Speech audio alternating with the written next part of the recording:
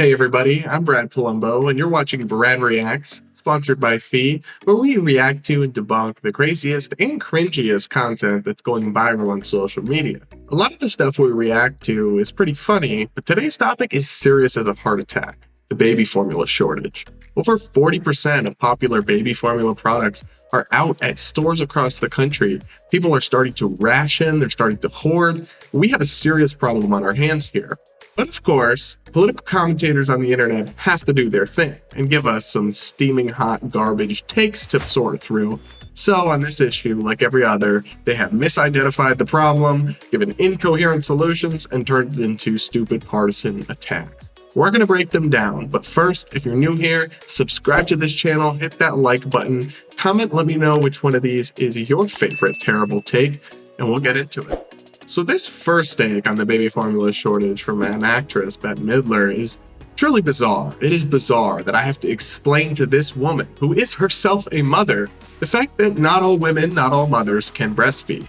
There are millions of women across the country who, for legitimate medical reasons, like, for example, if they take a medication that's essential for their health that can't be passed to the baby, they need formula and they can't breastfeed. It sure doesn't seem very progressive to victim shame moms who are struggling to feed their babies rather than look at the real causes of this crisis.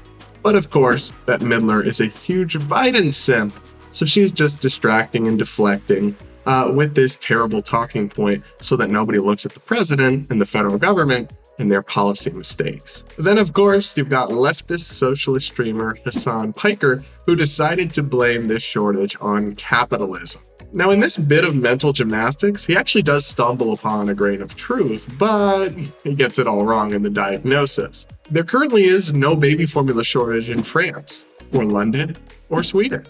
But Americans can't import any of this stuff because, according to the New York Times, the US federal government makes it essentially illegal to import safe, effective European baby formula, even from countries that have stricter regulators than the US. That's right, the federal government is blocking us from the international market and making it illegal to import baby formula from tons of would-be suppliers.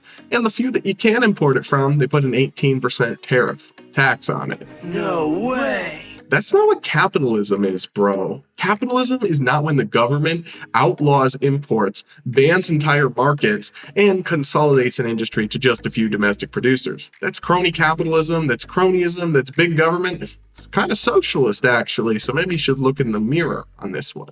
And it's that kind of crony regulation and subsidization that distorted this industry so there were just a few domestic producers. Essentially, the hand of big government warped this market into an oligopoly. And then, when one of the producers had a contamination issue, it caused this big shortage. But that's not free market capitalism, where you have robust competition and exit and entry into markets.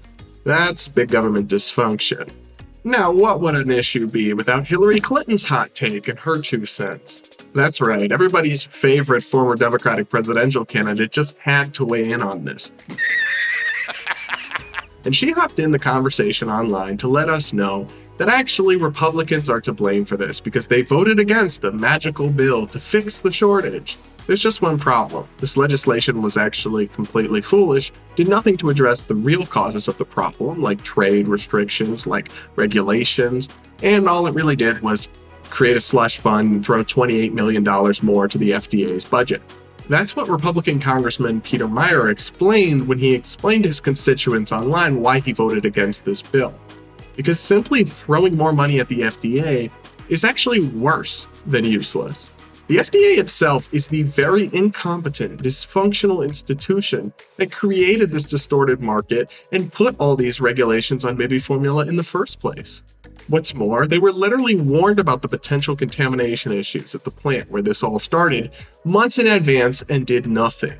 The Democrats' legislation would just throw more money to this failed agency rather than address any of the real problems.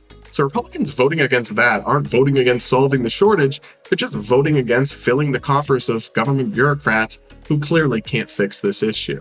Now, on the other hand, Republican lawmakers like Senator Rand Paul and Senator Mike Lee, they've introduced legislation that actually would address this issue. It would remove a bunch of the restrictions on importing formula, a bunch of the tariffs, and all that, but the Democrats aren't on board. I guess they would just rather exploit this emotional issue to funnel more money to corrupt and dysfunctional government bureaucrats.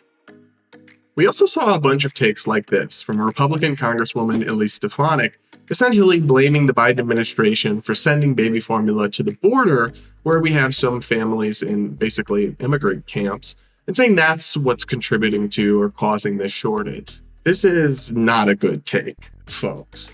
Firstly, the Biden administration is required under federal law, known as the Flores Settlement, to feed and take care of the babies and infants that they have in their custody at immigration facilities.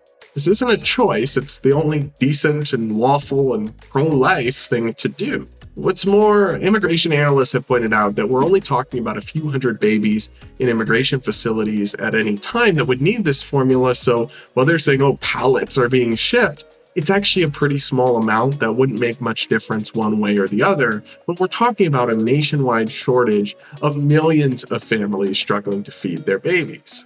It also distracts from the many real issues that we could address here where big government dysfunction is causing this problem, and that, folks, is where we should be focusing our criticism. Alright guys, I can't handle any more bad takes on this baby formula shortage, but it's a real issue and we need real solutions. So first, we've got to start by dispensing with this nonsense. But if you've enjoyed this video, I'm Brad Polumbo. I make this kind of stuff all the time, so maybe subscribe, hang around, hit the like button, let me know in the comments what you think. Do you disagree with my take on any of this? And I'll see you all next time on Brad Reacts.